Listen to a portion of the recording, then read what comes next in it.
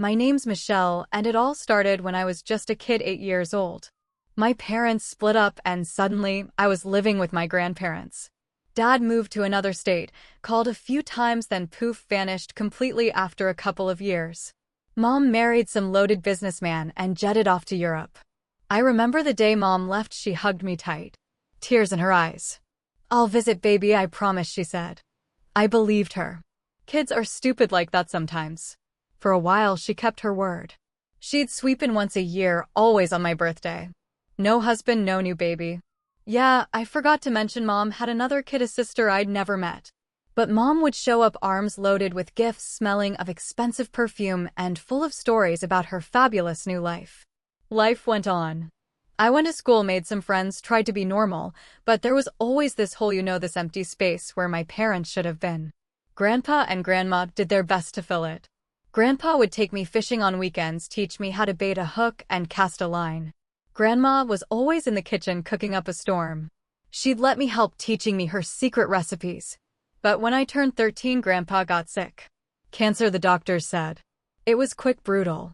One minute he was there telling his corny jokes and showing me how to fix a leaky faucet. The next he was gone. The funeral was small, just me, Grandma, and a handful of neighbors.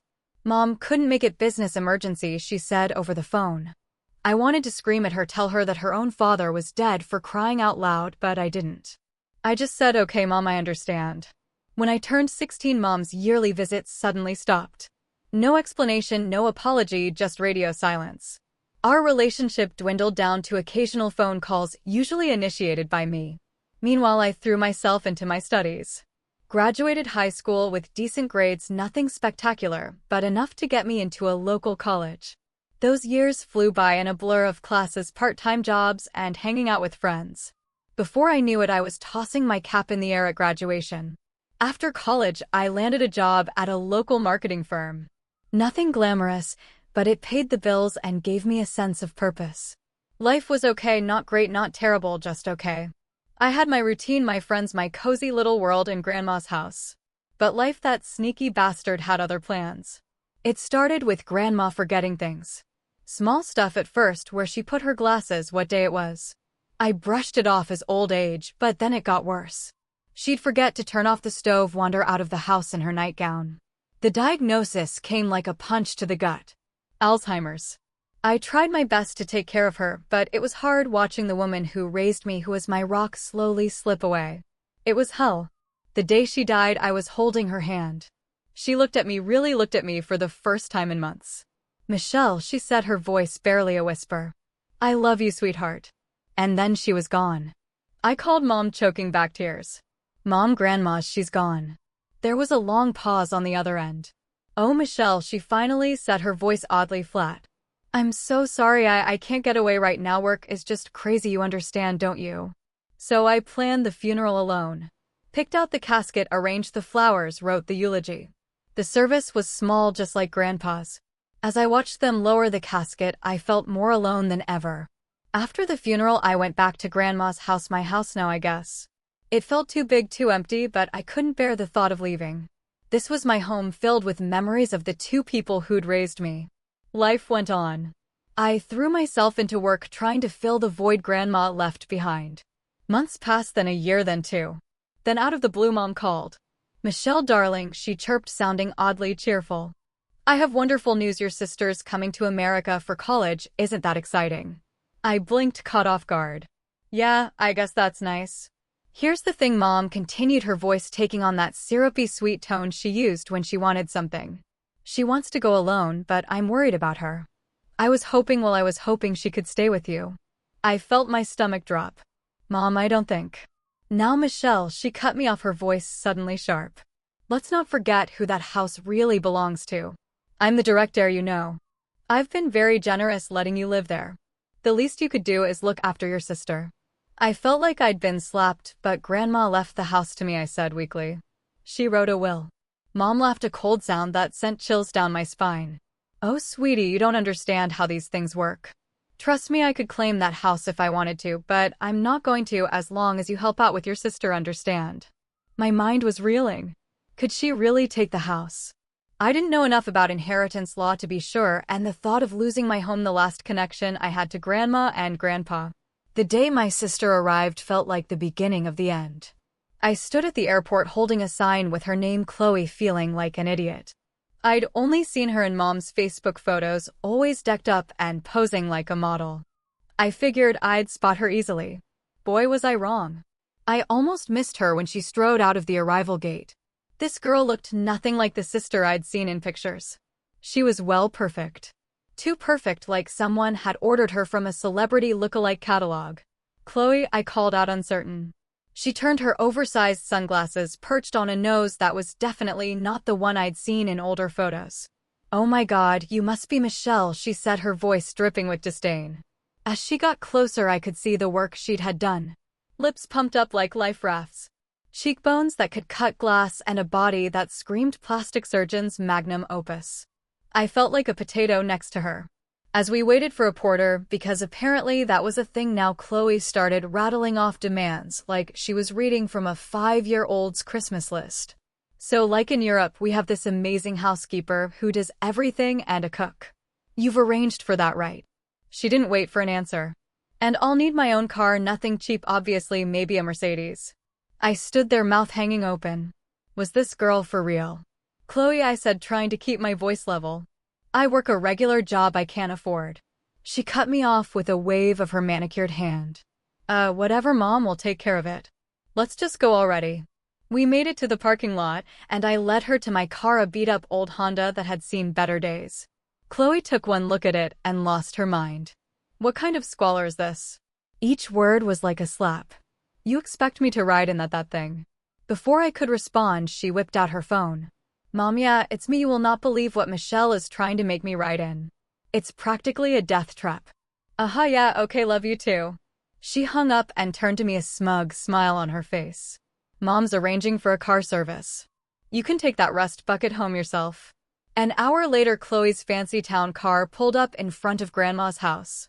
As soon as we stepped inside, Chloe's dramatics reached new heights. It smells like old people and mothballs in here," she shrieked. "This is like a health hazard or something. We need to throw everything out and start over." I watched in horror as she stomped through the house, criticizing everything from the worn carpet to the family photos on the walls. When she reached my bedroom, she tossed her designer bag on the bed. "This room's mine now. You can sleep, I don't know, wherever the couch may be." I stood there speechless. This was my room. My sanctuary, the place where I'd cried myself to sleep after Grandma died, where I'd celebrated getting my first job, where I kept all my memories. But looking at Chloe's face, I knew arguing would be pointless. This girl was used to getting her way, and she'd make my life hell if I refused. A week after Hurricane Chloe made landfall in my life, I came home from work to find a shiny new Mercedes parked in my spot in the garage. My beat-up Honda had been unceremoniously shoved onto the street. "What the hell?" I muttered, stepping into the house. Chloe was sprawled on the couch, scrolling through her phone. She didn't even look up. "Oh, that's my new car. Mom got it for me. Your piece of junk was taking up valuable space." The next day, I thought I'd seen it all. I was wrong. I came home from work exhausted and looking forward to a quiet evening. Instead, I walked into chaos. The house was filled with strange men in overalls carrying out furniture and bringing in new pieces I'd never seen before. I found Chloe in the backyard sipping a cocktail and supervising the mayhem like a pint-sized dictator. "Oh, you're home," she said, not bothering to look at me. "Don't worry, I've got everything under control." This dump needed a major overhaul. I told Mom it was unlivable, and she agreed. "You should be thanking me." I watched in horror as workers carried out Grandma's old rocking chair, the bookshelf Grandpa had built by hand, the coffee table where I'd done my homework for years. "Stop," I cried. "You can't throw those out." But it was too late. I could only watch helplessly as my memories were tossed into a dumpster. That night, I called Mom, tears streaming down my face. "How could you let her do this?" I sobbed. "This is my home." There was a long pause on the other end of the line. When Mom spoke, her voice was cold. "Let's get one thing straight, that house belongs to me. I'm the rightful heir, and I'm letting you live there out of the goodness of my heart. If you can't appreciate that, maybe we need to reconsider this arrangement." I felt like I'd been punched in the gut. "You wouldn't. Just be grateful and keep quiet," Mom snapped. And for God's sake, try to be nicer to your sister. She's doing you a favor." The line went dead. I sat there, phone in hand, feeling like my whole world was crumbling around me. The renovation lasted 2 weeks. I came home every day to find more of my life erased, replaced by Chloe's idea of fashion. The warm, cozy home I'd grown up in was transformed into something out of a sterile design magazine. When it was finally over, I stood in the living room feeling like a stranger in my own house. The familiar floral wallpaper was gone, replaced by stark white paint. Grandma's comfy old sofa had been swapped for a sleek leather monstrosity that looked about as comfortable as sitting on a rock. The family photos that used to line the walls were nowhere to be seen. As I retreated to my new room, the smallest bedroom since Chloe had claimed the master for herself, I couldn't shake the feeling that I was losing more than just furniture. I was losing my connection to Grandma and Grandpa, to the life I'd built here. Just when I thought things couldn't get any worse, Chloe decided to turn our house into party central. It started small, just a few friends over on a Friday night, but soon it was like living in a nightclub that never closed.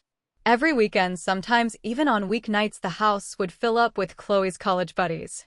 They were all cut from the same cloth as her, rich and titled, and looking down their noses at everything and everyone they deemed beneath them, which apparently included me. One night, I overheard Chloe talking to one of her friends in the kitchen. I wasn't eavesdropping, I swear. I was just trying to grab a quick snack before retreating to my room to escape the chaos. "Who's that?" I heard a girl ask. "She looks kind of old to be here." Chloe's laugh was like nails on a chalkboard. "Oh, that's just Michelle. She's like this distant cousin or something. Mom lets her work here as a maid." I slammed the fridge shut, not caring if they heard me. Tears stung my eyes as I stormed back to my room. How dare she? This was my house, damn it.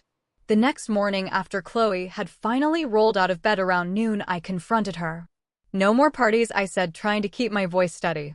"This has to stop. I'm tired of coming home to a house full of strangers. I'm tired of the noise, the mess, everything." She rolled her eyes. "God, you're such a buzzkill. No wonder you don't have any friends." "This isn't about friends," I said. "The neighbors are complaining. There are families with kids next door, elderly people who can't sleep because of your noise." "Not my problem," Chloe shrugged. "They should move if they can't handle a little fun." I was about to really let her have it when the doorbell rang. It was Mrs. Johnson from next door, looking tired and frustrated. "Michelle, dear," she said. "I hate to be a bother, but these parties, they're getting out of hand. Last night someone threw up in my rose bushes." I felt my face burn with shame. "I'm so sorry, Mrs. Johnson. It won't happen again, I promise." As soon as I closed the door, I turned to Chloe. "That's it, no more parties, I mean it." The next day I got a call from Mom. I should have known Chloe would go running to her. "Michelle," Mom's voice was sharp. "What's this I hear about you trying to control your sister?" I took a deep breath. "Mom, it's not like that. The parties are out of control. The neighbors are complaining." "The neighbors?" Mom cut me off. "Who cares about the neighbors? Your sister is trying to make friends, to have a normal college experience, and you're trying to ruin it for her." "But Mom." "No buts," she snapped. "I won't have you interfering with Chloe's studies or her social life. Do you understand me?" I felt something snap inside me. All the frustration, all the anger I'd been holding back, it all came rushing out. "No, Mom, I don't understand," I said, my voice shaking. "I can't live like this anymore. Take your precious Chloe back to Europe if you want, but I'm done being her maid and punching bag." I hung up before she could respond, my heart pounding. I'd done it. I'd finally stood up for myself. Just when I thought I'd finally taken a stand, life threw me another curveball. A week after my ultimatum to Mom, she showed up on my doorstep unannounced. She looked different, tired, worn down in a way I'd never seen before. "Michelle," she said, her voice quivering. "We need to talk." I let her in, my mind racing. Was she here to take the house, to drag Chloe back to Europe? Instead, she dropped a bombshell that left me reeling. "I'm sick, Michelle," she said, tears welling up in her eyes. "The doctors, they don't think I have much time left." I felt like the floor had dropped out from under me. "What, Mom? What are you talking about?" She went on to explain about some rare disease, using medical terms I didn't understand, but the gist was clear. Mom was dying. "That's why I need you, sweetheart," she said, gripping my hand. "Chloe, she's going to need someone when I'm gone. Someone to guide her, to be there for her. I need to know she'll have you. If you do, well, I'll make sure you're taken care of too." The house will be yours free and clear. I blinked. But the house is already mine. Grandma's will. Mom waved her hand dismissively. As Grandma's daughter, I'm the primary heir. I could claim at least half the house if I wanted to. My head was spinning. I need time to think, I stammered. Mom nodded, wiping away a tear. Of course, dear. I'll be here for a couple of days. We can talk more. Those 2 days were surreal. Mom fawned over the renovations Chloe had done, praising her exquisite taste at every turn. I was silent, afraid to say something rude about it. But the weirdest part was Chloe's behavior. It was like someone had flipped a switch. Gone was the party girl, replaced by a perfect angel who helped with dishes and spoke in a sickeningly sweet voice. She even offered to make dinner one night, though I noticed she ordered takeout and tried to pass it off as her own cooking. Mom ate it up literally and figuratively. See how thoughtful your sister is, she cooed. You two are going to be so good for each other. I wanted to scream. Couldn't Mom see through this act?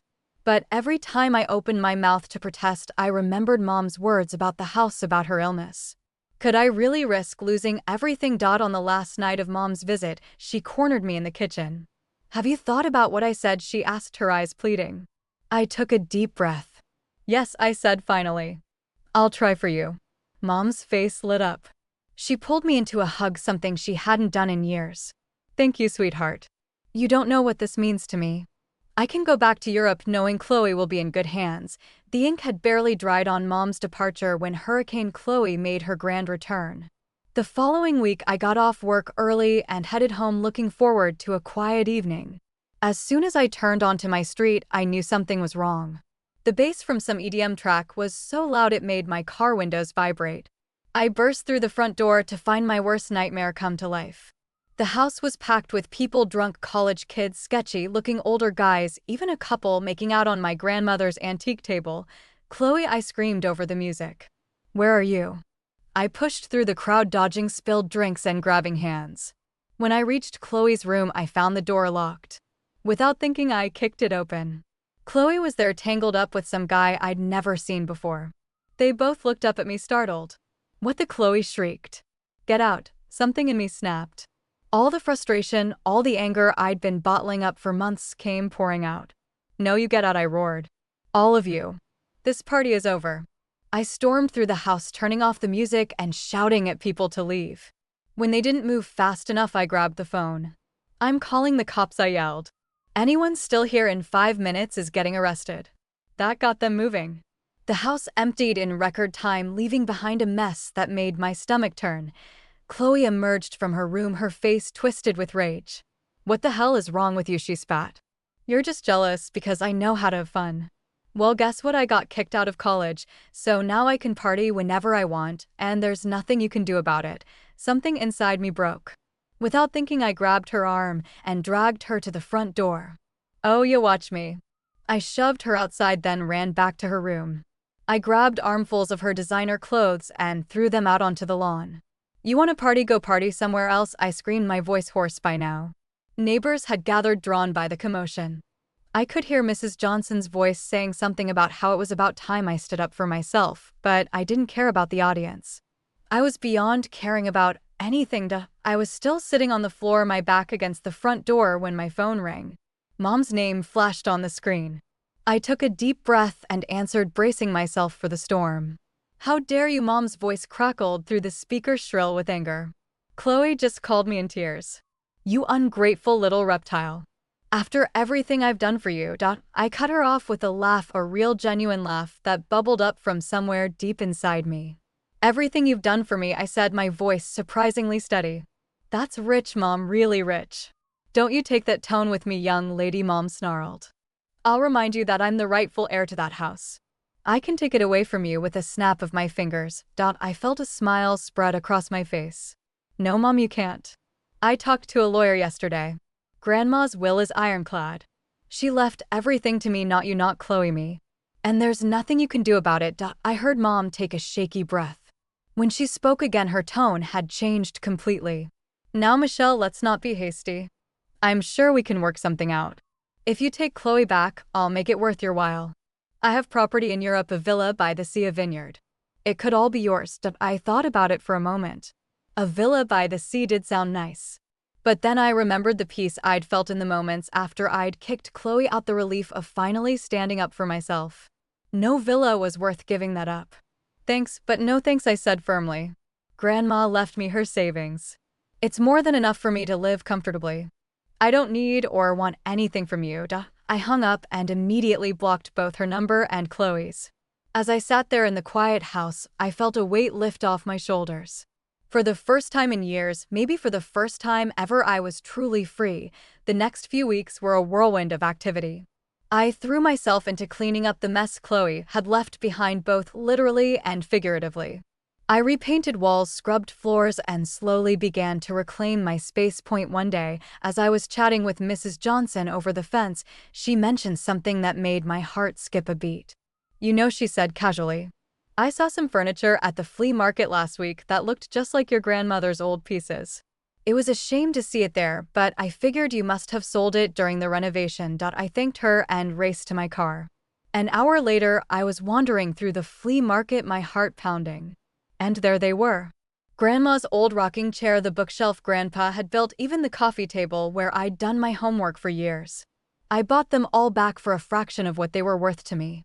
The vendor looked at me strangely as I hugged the rocking chair, tears in my eyes, but I didn't care. Over the next few days, I transformed one of the spare bedrooms into a replica of Grandma's old living room.